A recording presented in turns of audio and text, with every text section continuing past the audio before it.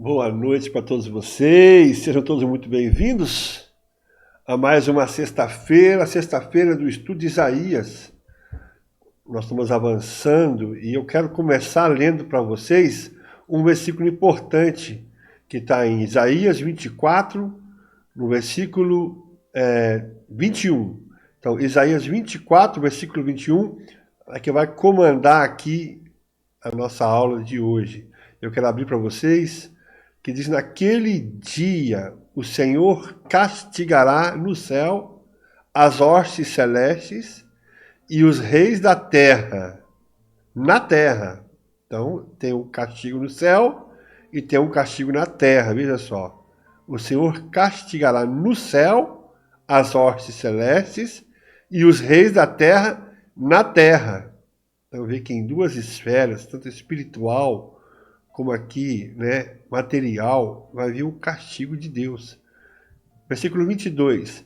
Serão ajuntados como presos em masmorra e encerrados num cárcere e castigados depois de muitos dias. A lua se envergonhará e o sol se confundirá quando o Senhor dos Exércitos reinar no Monte Sião. Aonde? No Monte Sião. Onde que ele vai reinar? No Monte Sião e em Jerusalém. Presta atenção. Esse Jerusalém não é geográfico mais. Esse Jerusalém é espiritual. Perante os seus anciãos haverá glória. Perante os seus anciãos haverá glória. Então, nós estamos vendo que está havendo um juízo onde céu e terra vão ser abalados. É isso que nós falamos na nossa última aula. E Paulo, ele fala em 1 Coríntios, no capítulo 15, no versículo 24, sobre isso. 1 Coríntios 15, 24. Deixa eu ver se eu abri para vocês. Abri. Então virá o fim. Então virá o fim. Quando ele entregar o reino ao Deus e Pai. Quando houver destruído todo o principado, então, quando houver destruído todo o principado, bem como toda potestade e poder, então está falando de posição e poder, toda potestade e poder. Se você clicar em cima dessa palavra potestade, falar poder de escolher, liberdade de fazer como quer, licença, habilidade ou força com a qual alguém é dotado, que ele possui ou exerce, todo o poder e autoridade influencia e todo direito de privilégio, o poder de reger ou governar. Então, quando ele tiver derrotado, destruído todo o poder e toda potestade.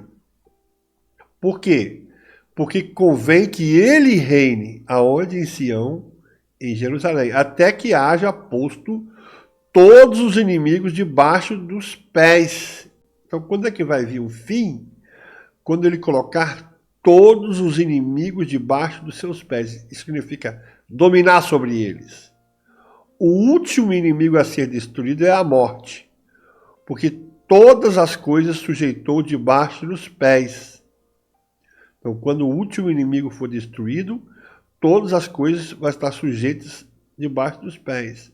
E quando diz que todas as coisas lhe estão sujeitas, certamente exclui aquele que tudo lhe subordinou.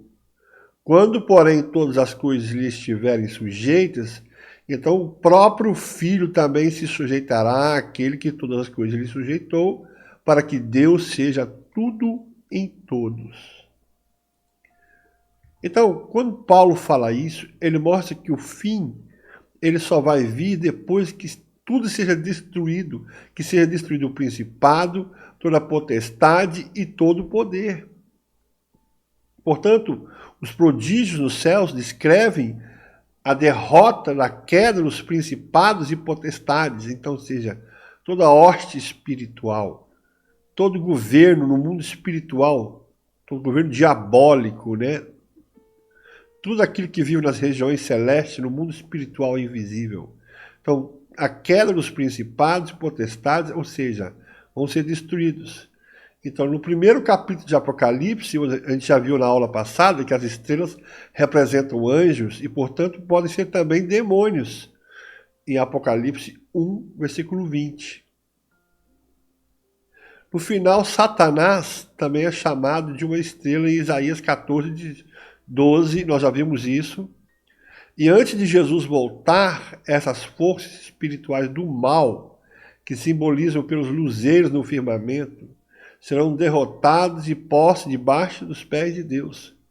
E são estes os poderes das trevas que propulsaram forças do anticristo e dos seus aliados. Então, enquanto isso não estiver debaixo dos pés do Senhor, depois chegará o grande dia de Deus e do Cordeiro. E eu quero mostrar isso em Apocalipse, no capítulo 6, no versículo 16.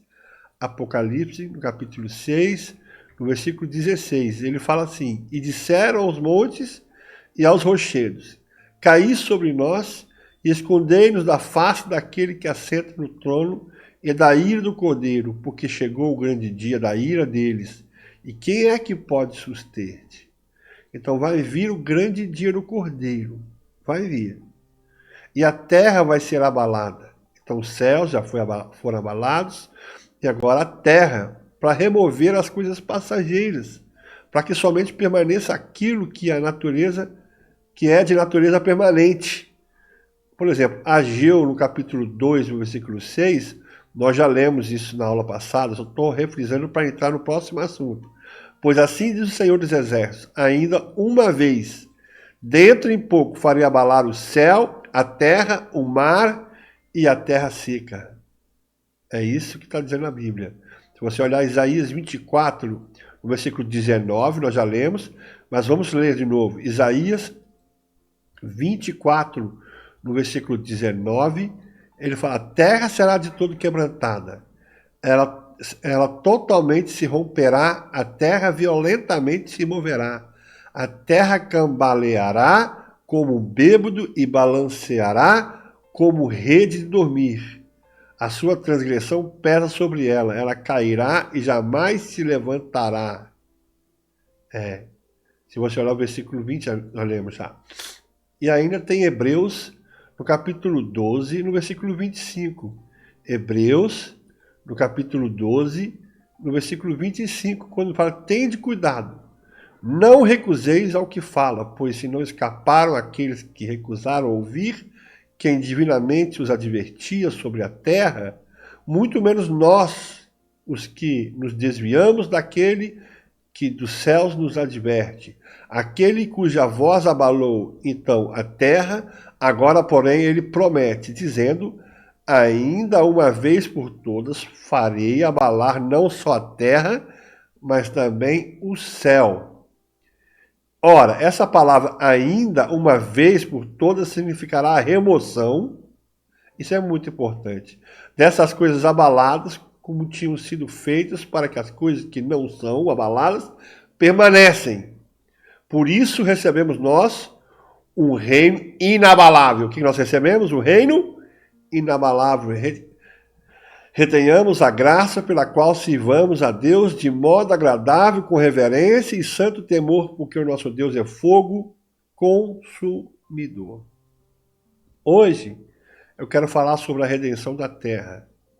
É isso, porque a terra vai ser redimida. A Bíblia não somente confirma que o justo herdará a vida eterna, porque é isso que a gente promete, mas também revela a natureza permanente da terra e do firmamento, porque isso é uma coisa que nós temos que entender, que a tragédia apocalíptica que se ensina no meio desses estudiosos de hoje, as previsões sempre são catastróficas, sempre termina em a terra sendo destruída, a destruição da terra. Mas Deus prometeu a Noé que não destruiria a terra. Mesmo não vendo a imortalidade do nosso corpo, o nosso coração se enche de louvor na expectativa da redenção do tabernáculo terreno. Da mesma forma escatológica, bíblica, nos conduz à adoração enquanto aguardamos a redenção da criação.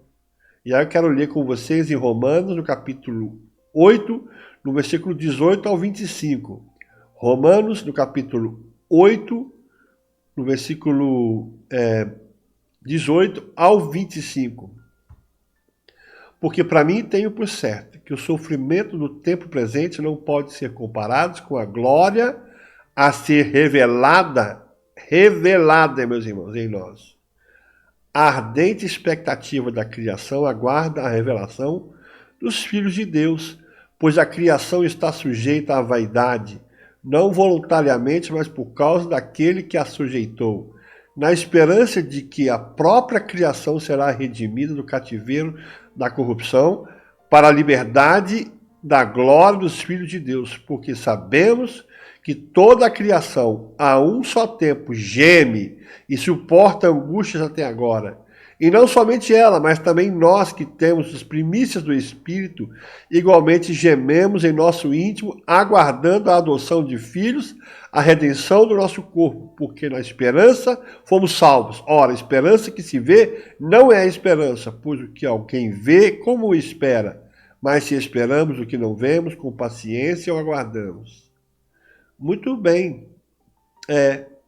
E ainda quero ler com vocês Eclesiastes 1:4, Eclesiastes, no capítulo 1, versículo 4, que fala assim: geração vai e geração vem, mas a terra permanece para sempre. Então, no coração e na mente, o servo de Deus, você que está me assistindo, não tem lugar para o desespero. Você não precisa ficar desesperado. E o pessimismo que nós vemos no meio do mundo, daqueles que adivinham o futuro, a Bíblia diz que o fim do mundo não existe, porque a terra e o firmamento são eternos. Nós lemos, a terra permanece para sempre. Então, o que nós temos hoje? Qual é a situação que nós vemos hoje? A terra é maldita.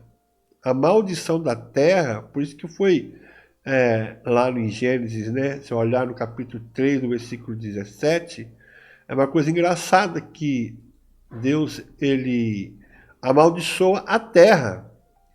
Visto que atendeste à voz de tua mulher e comeste da árvore que eu te ordenara não comesses, maldita é a terra. Maldita é a terra.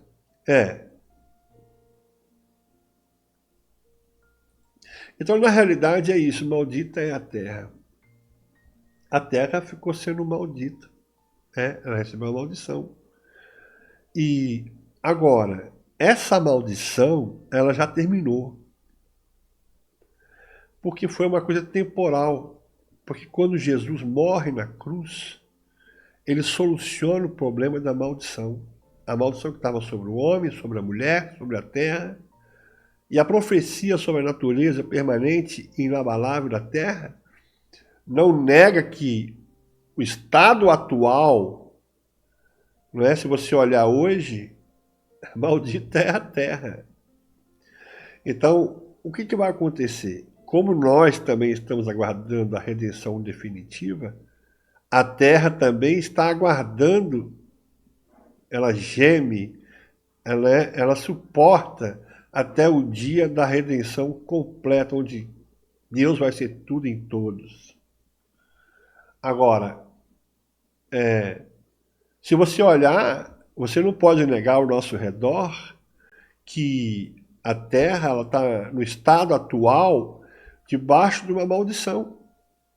Agora, não é um castigo divino diretamente derramado sobre a terra, mas sobre os ímpios.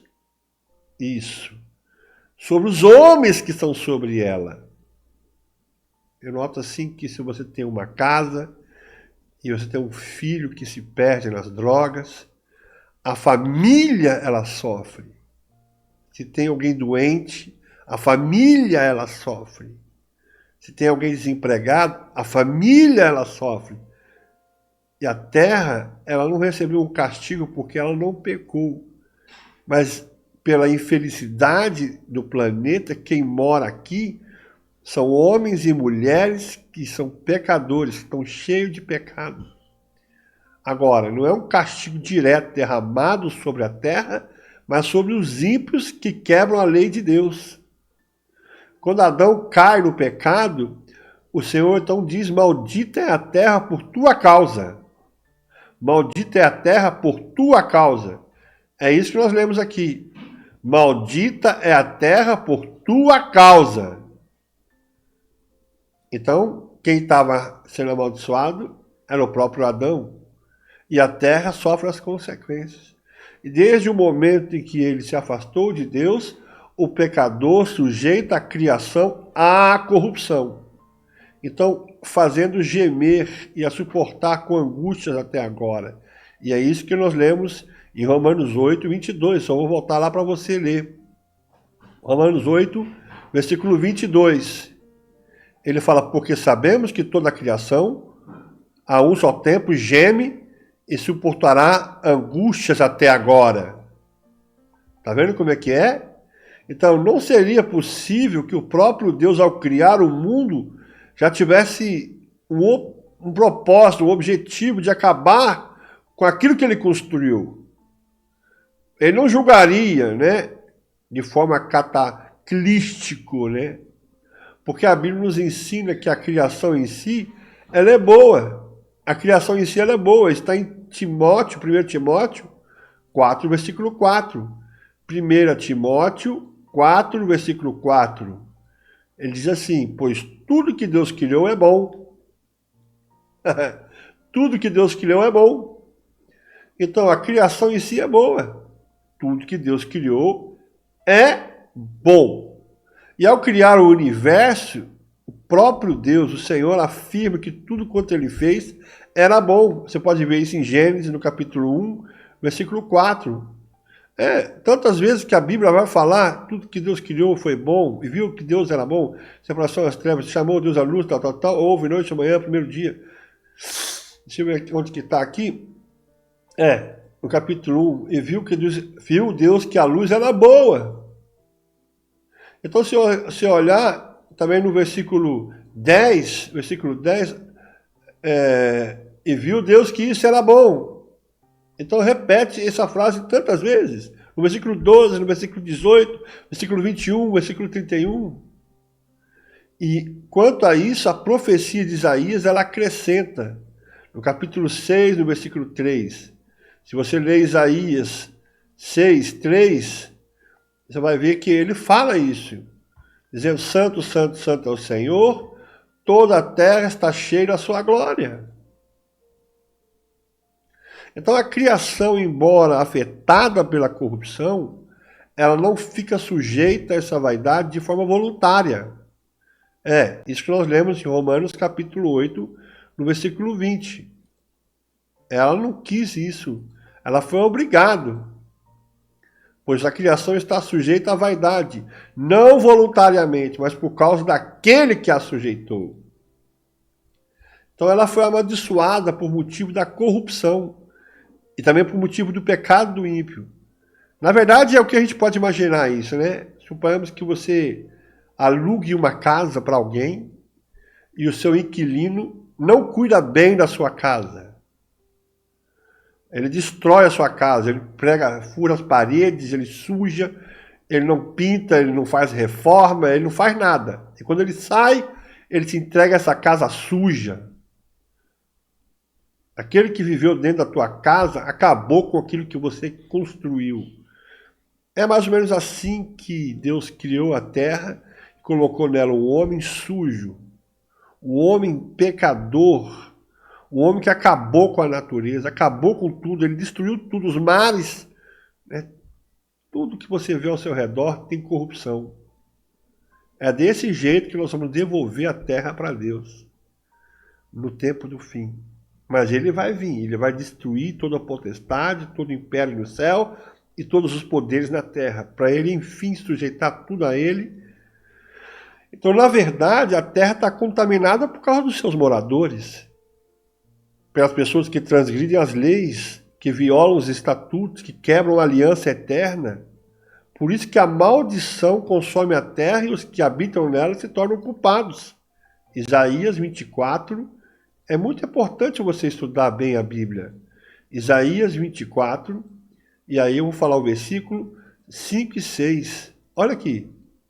Na verdade, a terra está contaminada por causa dos seus moradores, porquanto transgrediram as leis, violaram os estatutos e quebraram a aliança eterna. Por isso a maldição consome a terra e os que habitam nela se tornam culpados. Por isso serão queimados os moradores da terra e poucos homens restarão. Então o que eu tenho que entender?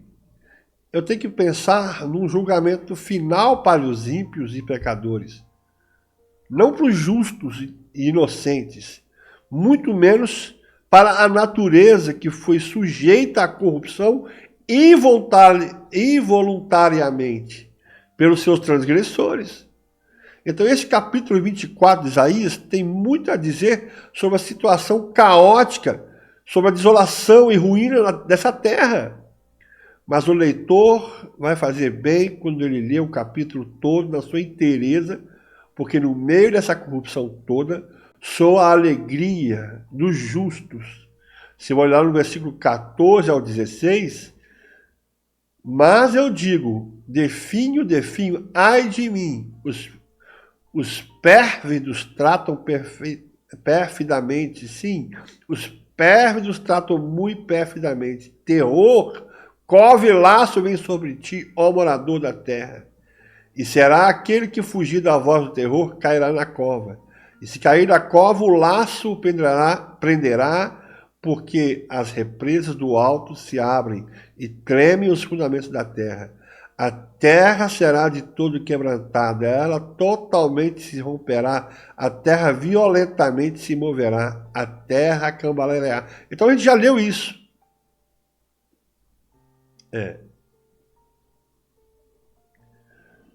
Então, na realidade, o que nós temos que entender é isso.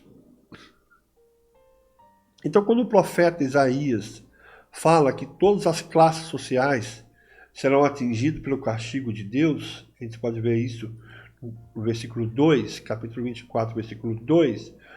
O que suceder ao povo, sucederá ao sacerdote, ao servo como ao seu senhor, à serva como à sua dona, ao comprador como ao vendedor, ao que empresta como ao que toma emprestado, ao credor como ao devedor. A terra será de todo devastada e totalmente saqueada, porque o Senhor é quem proferiu essa palavra. Por outro lado, a alegria dos justos será de todas as nações e de todos os confins da terra, quando ouviram o seu cântico de júbilo. E a gente já falou isso, acabamos de ler aqui no versículo 16, mas eu digo definho, ai de mim, pérfidos tratam perfidamente, sim, os pérfidos tratam muito perfidamente. Então, se você olhar, em qualquer situação, mesmo diante da desolação dos últimos tempos, a alegria do justo vai se manifestar com grande abundância. A igreja, meus irmãos, são esses justos que escalam o monte Sião, que reinarão com o Senhor, que julgarão as nações. Porque Cristo, ele nos resgatou da culpa e da maldição, porque ele se fez maldito em nosso lugar. Por isso que a maldição, aquela que começou lá no Jardim do Éden, foi quebrada. Ela foi quebrada, sim. As pessoas tentam insistir promovendo que a mulher ou que o homem são diferentes, etc, etc. Mas Cristo nos resgatou da maldição, da lei, fazendo ele próprio maldição em nosso lugar, porque está escrito, maldito todo aquele que for pendurado no madeiro. Isso não é muito bacana. Então, o castigo final vai ser derramado apenas sobre aqueles que rejeitaram a provisão divina.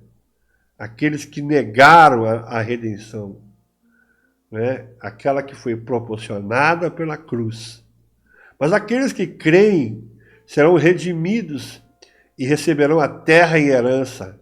É isso que Jesus mesmo falou na sua lição em Mateus 5, versículo 5, 5. Ele fala, bem-aventurados mansos, porque herdarão a terra. Herdarão a terra. Por isso que nós nos alegramos na esperança de que a criação vai ser redimida do cativeiro e da corrupção. De novo, leio para vocês Romanos, no capítulo 8, no versículo 21. Romanos 8, 21. Na esperança de que a própria criação será redimida do cativeiro e da corrupção. Então, o próprio termo redenção já expressa a verdade de que a criação não acabará, ela vai ser redimida. Então, a redenção do pecador, por exemplo, não quer dizer que Deus acaba com o pecador, criando outro ser humano no lugar dele. Não. Redimir quer dizer libertar, transformar o que era velho numa nova criatura. Um odre velho num odre novo. Da mesma forma, a terra é redimida. Ela não será destruída ou substituída por outra, mas sim renovada e resgatada. Quando João ele tem aquela visão, ele vê um novo céu e a nova terra. Deus não lhe mostrou uma nova criação, mas a renovação da criação. E isso tem Apocalipse no capítulo 21, Apocalipse 21, 21, do versículo 1 ao 5. Olha aqui, ele fala assim: vi novo céu e nova terra, pois o primeiro céu e a primeira terra passaram, e o mar já não existe. Então isso aqui é uma figura de linguagem. A gente precisa entender. Eu já expliquei. E também a cidade santa, a Nova Jerusalém, que descia do céu da parte de Deus, ataviada como noiva adornada para o seu esposo. Descia da onde para onde? Então ouvi grande voz vindo do trono dizendo: eis o tabernáculo de Deus com os homens, Deus habitará com eles. Aonde? Eles serão povos de Deus e Deus mesmo estará com eles. Eles enxugará dos olhos toda lágrima, e a morte já não existirá, pois já não haverá luto, nem pranto, nem dor, porque as primeiras coisas passaram. E aquele que está sentado no trono disse, o que ele disse? Eis que faço novas todas as coisas. E acrescentou: escreve, porque essas palavras são fiéis e verdadeiras. Então o que ele fez? Tudo novo. Nós também, quando nascemos de novo, somos um novo homem, uma nova criatura em Cristo, assim também será com o universo. E Deus enviou o seu Espírito para criar o universo, assim ele o enviará para renovar a face da terra, e a gente vai ler no Salmo 104, versículo 30. Eu vou abrir para vocês, Salmo 104, versículo 30. É isso. Olha o que a Bíblia fala aqui. Ele fala: envia o teu Espírito, eles são criados, e assim renovas a face da terra. Então o verbo perecer aparece na Bíblia apenas em relação com o pecador e as suas obras iníquas. E somente algumas vezes referindo-se à terra e aos céus, como lemos em Salmo 102, versículo 26. Salmo 102, versículo 26. Eu vou abrir de novo para vocês. Salmo 102, no versículo 26. Eles perecerão, mas tu permanece. Todos eles envelhecerão como uma veste. Como roupa os mudarás e serão mudados. Em Hebreus também fala, em Hebreus 1, versículo 10 ao 12. Hebreus 1, versículo 10 ao 12. Hebreus 1, versículo 10 ao 12. Ainda no princípio, Senhor, lançaste os fundamentos da terra, e os céus são obra de tuas mãos. Eles perecerão, tu, porém, permaneces, sim, todos eles envelhecerão, qual veste. Também qual manto os enrolarás, e como vestes serão igualmente mudados. Tu, porém, és o mesmo, e os teus anos jamais terão fim. Maravilha, né? Maravilha. Mas nessas passagens tem uma linguagem que é idêntica às expressões que a Bíblia usa para a redenção e a transformação do pecador. Exatamente isso. Eles envelhecerão, são expressões bíblicas, né? Eles envelhecerão como um vestido, como roupa os mudarás e serão mudados. Da mesma maneira como um pecador arrependido é despido do velho homem e de seus trapos de imundícias para ser revestido de um novo homem, isso vai acontecer com a terra. A maldição do mundo, então, é temporal e aguarda a redenção. Então, o que nós rejeitamos?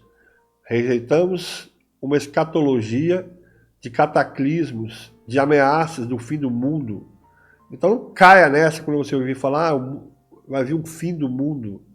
O tema central da mensagem de Apocalipse não é a destruição total da Terra numa guerra nuclear, mas a redenção das obras de Deus e da vitória definida da igreja sobre os poderes das trevas. Quem vai vencer? A igreja, junto com Jesus. E nos Salmos, no livro de Apocalipse, o Senhor vai ser exaltado como Criador. Se você olhar Apocalipse 11, versículo 18, Apocalipse 11, 18, o que ele fala? Na verdade, as nações se enfureceram. Chegou, porém, a tua ira, e o tempo determinado para serem julgados os mortos, para se dar galardão aos seus servos, os profetas, aos santos e aos que temem o teu nome, tanto os pequenos como os grandes, para destruir os que destroem a terra. Abriu-se então o santuário de Deus que se acha no céu, e foi vista a arca da aliança no seu santuário. Onde está a arca da aliança, meus irmãos? Que ninguém está procurando até hoje. No seu santuário. Quem é, meus irmãos, essa arca da aliança? E sobrevieram relâmpagos, vozes, trovões, terremoto e grandes saraivadas. Meus irmãos, presta atenção, presta atenção. O tema central, então, nas últimas coisas, é que Deus vai redimir tudo, toda a obra que ele fez, tudo que ele construiu no início, meus irmãos, ele vai redimir, ele vai limpar, vai lavar e vai renovar, vai transformar, deixar novamente a sua imagem e semelhança. E qualquer mensagem sobre o dia do fim que perde o teor remidor, foge da verdade, foge do alvo, foge da escatologia bíblica. Na aula que vem, eu quero continuar falando sobre o assunto, a destruição dos rudimentos. A gente vai ver o que são os rudimentos. A gente vai ver essa destruição. E aí eu quero mostrar em seguida a sabedoria de Deus. Meus irmãos, não se deixem ser enganados. Nós estamos numa época aí muito complicada. Todo mundo está vendo essa guerra de Israel agora com o Irã, a ameaça de bomba nuclear para cá, Estados Unidos, toda uma bagunça, meus irmãos, de poderes, de pessoas que pensam que estão sentados no trono de Deus, mas serão derrubados de lá. Mas o pior agora é pensar na minha vida e na sua vida. Se você se decidiu com Jesus, se você realmente crê nele, se você se tornou filho de Deus, a Bíblia fala em João, no capítulo 1, no versículo 12, que a todos foi dado o poder de serem feitos filho de Deus, a saber, aqueles que creem no seu nome. E é muito simples você se tornar um filho de Deus. Isso começa com você se quebrantando diante do trono dele, dizendo: Senhor, eu quero ser teu filho, me aceita como teu filho, perdoa os meus pecados. Olha, não saia aí acreditando em tudo que as pessoas falam. Leia a Bíblia. Foi muito bom esse capítulo 24 de Isaías. Leia ele de novo. Escute essa aula, escute a outra. Semana que vem a gente vai falar sobre a quebra dos pensamentos, dos rudimentos aqui da terra. Que Deus te abençoe ricamente. Pai, agradeço o Senhor por essa aula, porque o Senhor nos ensina. Longe do coração de todos nós o medo, o pavor das coisas que vão acontecer. Que nós possamos acreditar e confiar no Senhor todos os dias da nossa vida. Em nome de Jesus. Amém. Olha, se você puder, se inscreva nesse canal. Deixe o seu like, o seu nome. Não é? Nós temos aí algumas mensagens, nós temos um aplicativo que você pode baixar gratuitamente, Igreja Logos BC. Igreja Logos, BC é o nome do aplicativo para qualquer iOS, também para as outras versões. Quero dizer que você é bem-vindo, tudo de graça. Você pode estudar, ouvir, guardar, enviar. Nos ajuda aí compartilhando essa mensagem. Deixa eu ver se eu tenho uma música aqui que possa me ajudar a terminar este... Ah, essa aqui já, Tu és soberano. Essa aqui, acho que eu já coloquei algumas vezes. Mas eu vou colocar de novo. A gente tem que cantar isso sempre. Sempre nós temos que cantar isso. Tu és soberano, essa versão é de Terno Esaia. Terno Esaia. Tu és soberano sobre a terra, sobre os céus tu és Senhor. Oh, aleluia. Absoluto. É isso aí, igreja. Tudo que existe. Bom final de semana. Acontece, Boa sexta-feira. Tu és tremendo. Tu és soberano Deus abençoe sobre a você. terra, Tchau. sobre os céus tu és Senhor. Absoluto. Tudo que existe acontece, tu sabes muito bem, tu és tremendo. Mas apesar dessa glória que tens, tu te importas comigo também. E esse amor tão grande eleva-me, amar-me a ti. Tu és tremendo, tu és tremendo. Tu és soberano sobre a terra, sobre os céus tu és Senhor absoluto. Tudo que existe acontece, tu sabes muito bem, tu és tremendo. Mas apesar dessa glória que tens, tu te importas comigo também. E esse amor tão grande eleva-me, amarra-me a ti. Tu és tremendo.